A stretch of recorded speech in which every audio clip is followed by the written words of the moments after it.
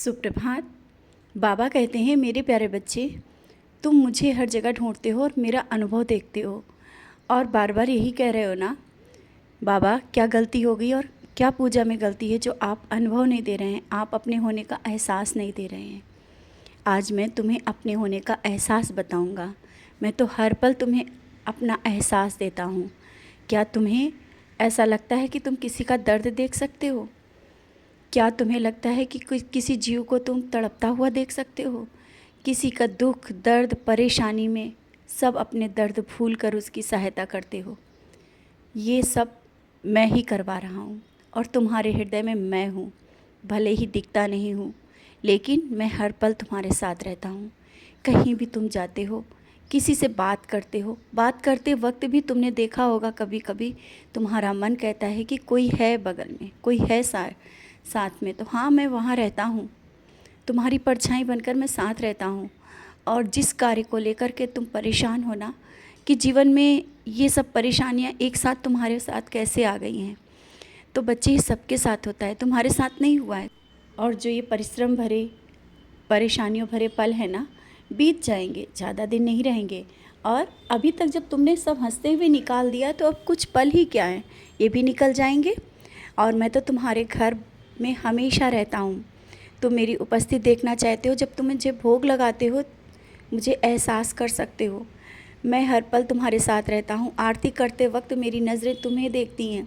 कल जब तुम आरती कर रहे थे, मैं तुम्हें देख रहा था। तुम्हें महसूस भी हुआ होगा कि मैंने देखा, लेकिन तुम्हें लगता है ना कि शायद तुम्हारी आंखों का भ्रम है और तुम सबसे पूछते हो, क्या ऐसा भी हो सकता है? हाँ, कुछ भी हो सकता है। तुम मेरा साक्षात्कार स्वरूप देखना चाहते हो ना, मुझसे बात करना चाहते हो। मैं तो बात करता हूँ तुमसे हर पल। लेकिन हाँ, कभी कभी कोई चीज़ें ऐसी होती हैं, शायद तुम्हारी समझ से बाहर होती हैं। और किसी बात को लेकर मुझसे प्रश्न जो किया है ना, सच्चरित का जो अध्याय आज पढ़ोगे ना, उस अध्याय में तुम्हारे प्रश्नों का उत्तर अवश्य मिलेगा। ध्यान से पढ़ा करो, धीरे धीरे पढ़ा करो। जल्दबाजी की कोई ज़रूरत नहीं। जल्दबाजी में तुम पढ़ जाते हो और तुम्हें समझ में नहीं आता है। बहुत कुछ जवाब मैं सच्चरित में दे देता हूँ। तो और एक बात और है, तुम प्रसाद जो रखते हो मंदिर में, उसको रखा क्यों छोड़ देते हो? उसको उठा करके सब में बांट दिया करो और खुद भी खा लिया करो। इस तरह प्रसाद पड़े रहने नहीं दिया करो। मैं तो कुछ पल में ही भोग लगा लेता हूँ, दृष्टि डालता हूँ और भोग लग जाता है और खा भी लेता हूँ। लेकिन उसको देर तक रखने से अच्छा नहीं है, समझ रहे हो ना? मंदिर में इस तरह से प्रसाद देर तक मत रहने दो और ढक कर रखा करो, क्योंकि सब तरह की नज़रें उस पर पड़ती हैं। प्रसाद ढक कर रखो और जब हो सके तो उसको जल्दी से उठा करके सब में बांट दो। मैं खा लेता हूँ, जानता हूँ तुम्हारे भाव होते हैं कि देर तक प्रसाद रखा रहे और मेरे बाबा खाएं। बच्चे, जब तुम लेकर के आते हो ना और मुझे अपने हाथों से खिला देते हो, मैं उस पल प्रसाद ग्रहण कर लेता हूँ। समझ रहे हो ना? और कल का प्रसाद तुम्हारा बहुत ही अच्छा था, मैंने ग्रहण किया, बहुत ही अच्छा था।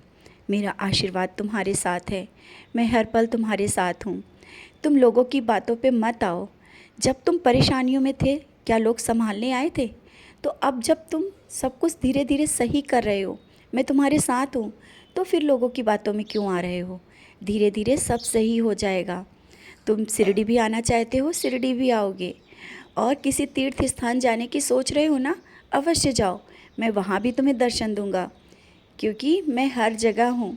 हर जगह जहाँ तुम जाओगे ना, हर जगह मैं तुम्हें दर्शन देता हूँ और तुम्हारे साथ रहता हूँ। मैंने कहा ना, सबका मालिक एक है। तो तुम्हारे मन में ये प्रश्न कैसे आ जाता है कि तुम किसी और मंदिर जाओगे तो मैं वहाँ नहीं रहूँगा? मैं तो हर पल उसी स्वरूप में, जिस स्वरूप के तुम दर्शन करोगे ना, वहाँ पर भी मैं मिल जाऊँगा।